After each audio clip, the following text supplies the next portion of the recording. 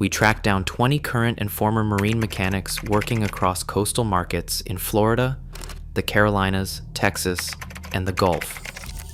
People who have spent careers tearing down outboards, pulling lower units at the dock, reading fault codes from engine control units, and watching owners absorb repair bills that should never have happened. We asked them one question: what would you personally stay away from, and why? The answers were not what we expected. The problems they described are not random.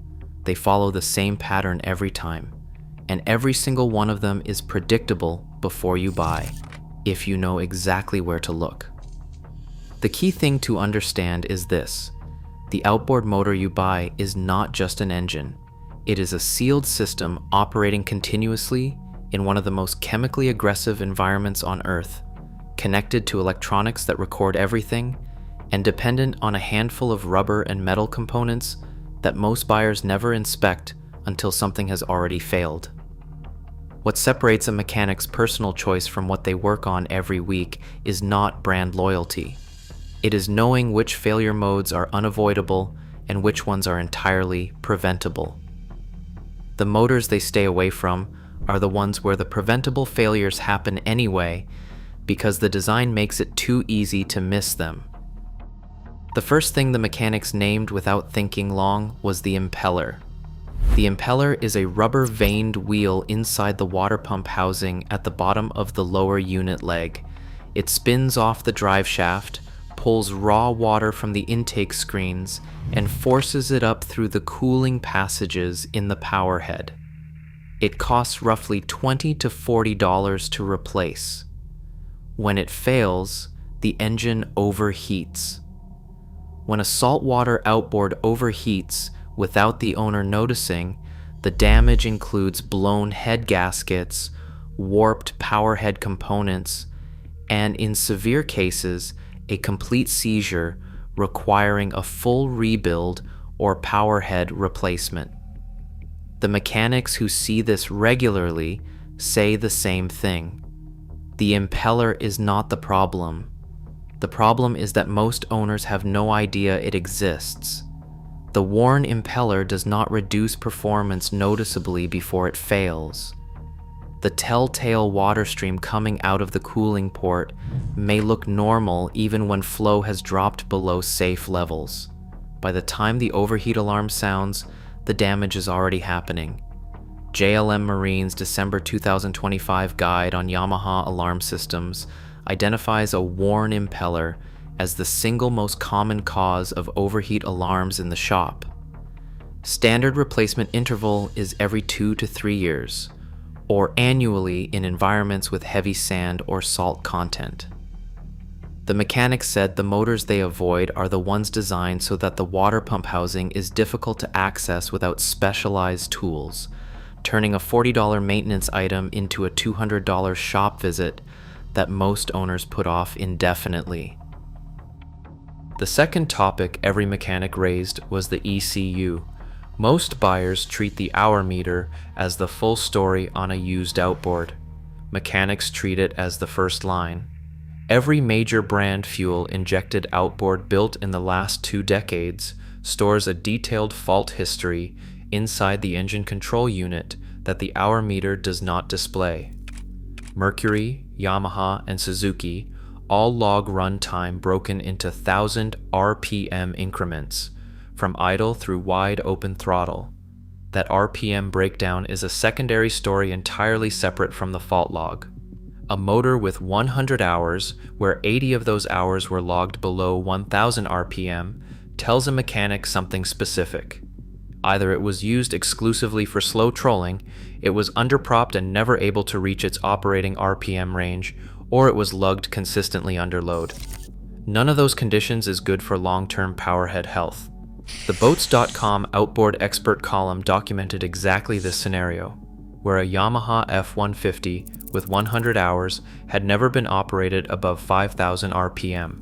The Yamaha Marine Service Division manager noted directly that lugging a motor is not good regardless of how low the hour count reads. More critically, the ECU logs every fault code, every overheat event, and the duration of each one.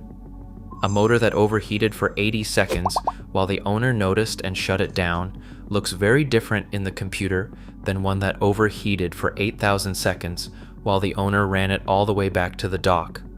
The boats.com column confirmed this directly, citing Mercury's own service experts, stating that an overheat duration logged in the ECU tells them whether damage is likely before any physical inspection begins. Pulling that computer history requires a dealer-level diagnostic connection and the brand-specific software. A seller who refuses to allow an ECU diagnostic read before sale is a seller who knows something is in that log they do not want you to see. The mechanic said this is one of the single most consistent warning signs they encounter, and one of the most commonly skipped steps by private buyers. If you want more credible, informative boating content, be sure to subscribe. The third issue was the lower unit gear oil, and this is one of the most direct diagnostic tools on any outboard. The lower unit is the Outboard's underwater transmission. It contains precision machined forward and reverse gears, bearings, and shafts, all lubricated by gear oil held inside a sealed aluminum casing. The primary seal between that oil and the outside environment is the propeller shaft seal. When that seal fails, salt water enters the lower unit and mixes with the gear oil. The result is milky or foam-colored oil on the drain plug. Born again.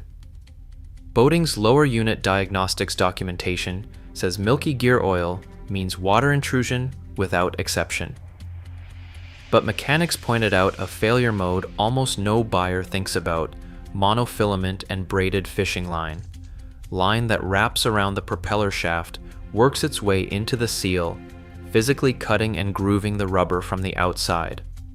A yacht service Fort Lauderdale mechanic documented a case where a single piece of fishing line cost a client over $1,800 in seal and bearing damage on a Yamaha 200. The line is invisible until you pull the prop and look directly at the shaft. It takes 30 seconds to check. Almost nobody does it. Running a motor with water in the lower unit destroys the bearings and gear surfaces through rust and insufficient lubrication.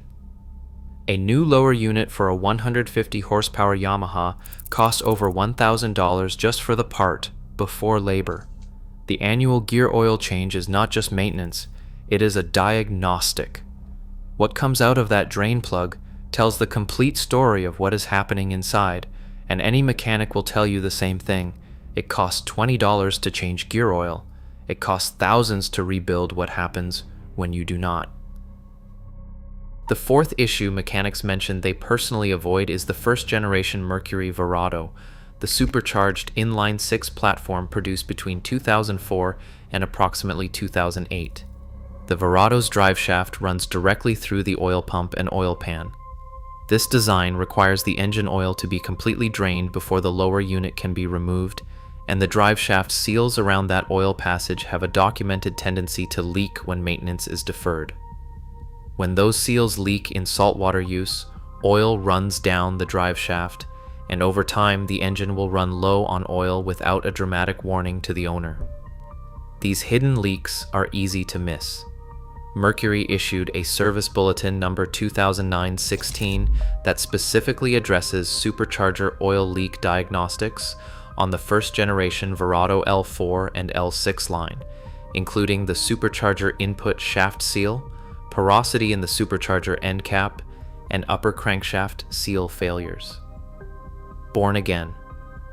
Boating's Verado teardown documentation confirms these problems were common between 2004 and 2007 and were substantially addressed by the Generation 2 redesign around 2008. Additionally, first-generation ignition coils that were phased out around 2008 to 2009 showed a pattern of intermittent failure in both hot and cold conditions. The mechanic consensus is direct. A Verado made after 2008 and maintained on schedule by someone who understands its specific service requirements is a reliable engine. A Verado made before 2008, supercharged, purchased, used with incomplete records, and run in saltwater is one of the highest risk used outboard purchases in the current market. specifically because its failure modes are not obvious until they are expensive. Now for what the mechanics said they personally own and would buy again. Every mechanic who answered that question directly said Yamaha. Not because of marketing, but because of a specific detail that matters more than anything on a spec sheet. Yamaha subjects every completed outboard to a full performance test before it leaves the factory.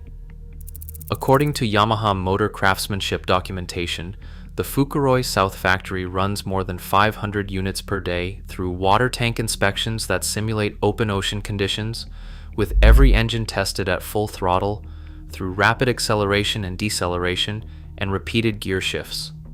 Defective units are separated, investigated, and the cause fed back into the production process. The result over time is a compounding reliability record that commercial operators confirm in practice. Yamaha outboards are documented to deliver between 2,000 and 3,000 hours of reliable operation with proper maintenance, with some owners in freshwater applications reporting 15 to 20 years of service. Their fuel injection system reduces carbon buildup by up to 40% compared to carbureted engines according to Yamaha engineering documentation, extending combustion chamber and valve service life. The mechanics who have spent careers watching every brand fail in saltwater keep coming back to one thing. Conservative design and rigorous testing outperform aggressive performance claims in the long run, every time. The inspection protocol mechanics use before buying any used outboard is the same across every conversation. Insist on an ECU diagnostic, read before any offer is made.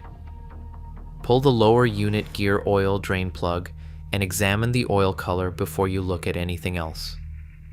Milky oil ends the conversation until the seller has rebuilt the lower unit. Remove the prop and physically inspect the propeller shaft for fishing line before you do anything else. Check every anode on the motor and the transom bracket. If any anode is more than 50% consumed, the owner was not keeping up with maintenance. Pull the cowling and look at every wiring connector for green oxidation. Ask for documentation on the impeller replacement history. If there is none, budget for immediate replacement and inspect the cooling passages. Ask one more question that most buyers never think to ask. Did this motor get flushed with fresh water after every single saltwater use? According to Yamaha's alarm system guidance published by JLM Marine, flushing with fresh water for 10 to 15 minutes after every saltwater outing is the single easiest thing an owner can do to prevent overheat alarms. Salt and mineral deposits build up inside cooling passages with each use, and that buildup tightens clearances, reduces flow, and eventually chokes the impeller's ability to move water, even when the impeller itself is in good condition. An unflushed motor with good hours and a clean engine control unit log is still a motor that has been slowly mineralizing from the inside. Factor every deferred maintenance item into your offer before you write a number. The motors mechanics avoid are not unlucky, they are neglected. The evidence is always there before the money changes hands if the buyer knows how to read it.